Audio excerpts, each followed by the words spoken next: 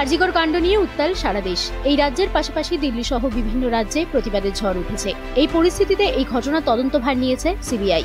এরপর গ্রেফতার করা হয়েছে আরজিকর হাসপাতালের প্রাক্তন অধ্যক্ষ সন্দীপ ঘোষকে। যদিও আর্থিক দুর্নীতি নিয়ে গ্রেফতার করা হয়েছে তাকে। শিক্ষক দিবসে জেনে নিন কে ছিলেন সন্দীপ ঘোষ, তার শিক্ষাগত যোগ্যতা কেমন, কি কি কুকর্ম করেছেন তিনি। সন্দীপ ঘোষের ছোটবেলা। উত্তর 24 পরগনার বনগাঁতে জন্ম সন্দীপ ঘোষের। বনগাঁর পশ্চিম পাড়াতেই তার স্কুল জীবন শুরু হয়। ক্লাস 8 পর্যন্ত বনগাঁ স্কুলে পড়াশোনা করেন তিনি। এরপর সেখান থেকে রামকৃষ্ণ মিশনে চলে যান। রামকৃষ্ণ মিশনে মাধ্যমিক দিয়ে তিনি ফের বনগাঁ হাই স্কুলে ফিরে আসেন। প্রতিটি রামকৃষ্ণ মিশনের আবাসিকদের মেনে চলতে হয় একাধিক নিয়ম। জানা গিয়েছে রামকৃষ্ণ মিশনের নিয়ম শৃঙ্খলা পছন্দ হয়নি সন্দীপ ঘোষের, আর সেই কারণেই নাকি রামকৃষ্ণ মিশন ছেড়ে দেন তিনি। সন্দীপ ঘোষের শিক্ষাগত যোগ্যতা। রামকৃষ্ণ মিশন ছেড়ে ফের বনগাঁ হাই স্কুলে ভর্তি হন সন্দীপ ঘোষ। 1989 সালে উচ্চ মাধ্যমিক পরীক্ষা দেন সন্দীপ ঘোষ।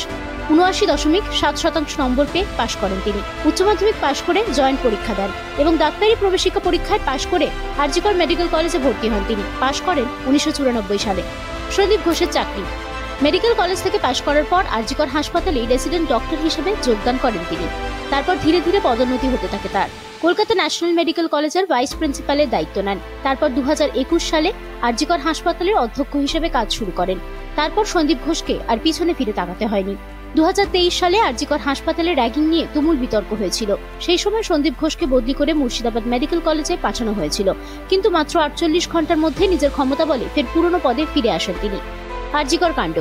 গত 9 আগস্ট আরজিকর হাসপাতালে সেমিনার রুম থেকে উদ্ধার করা হয় নিহত মহিলা চিকিৎসকের দেহ। তারপর থেকে একাধিক অভিযোগ ওঠে সন্দীপ ঘোষের বিরুদ্ধে। সন্দীপকে বদলি করে কলকাতা ন্যাশনাল মেডিকেল কলেজে পাঠিয়ে দেওয়া হয়েছিল, কিন্তু সেখানে তাকে ঘিরে বিক্ষোভ দেখানো হয়। সিবিআই এর হাতে গ্রেফতার। কলকাতা পুলিশের হাত থেকে আরজিকর কাণ্ডের তদন্ত ভার নেয় সিবিআই। আরজিকর কাণ্ডের পাশাপাশি সন্দীপ ঘোষের বিরুদ্ধে আর্থিক দুর্নীতি মামলাও তদন্ত শুরু করে কেন্দ্রীয় তদন্তকারী সংস্থা। সন্দীপের বিরুদ্ধে অভিযোগ। সিবিআই এর হাতে তদন্তভার যাওয়ার পর সন্দীপ ঘোষের বিরুদ্ধে একাধিক বিস্ফোরক তথ্য সামনে এসেছে। অভিযোগ, অনলাইন টেন্ডারের বদলে অফলাইন টেন্ডার ডাকত সন্দীপ ঘোষ। এমনকি কারচুপি করে একাডেমিক ফান্ডের টাকা বিভিন্ন খাতে খরচ করা হয়েছে এবং সেই টাকা উল্টে সন্দীপের পকেটেই ঘুরে আসত।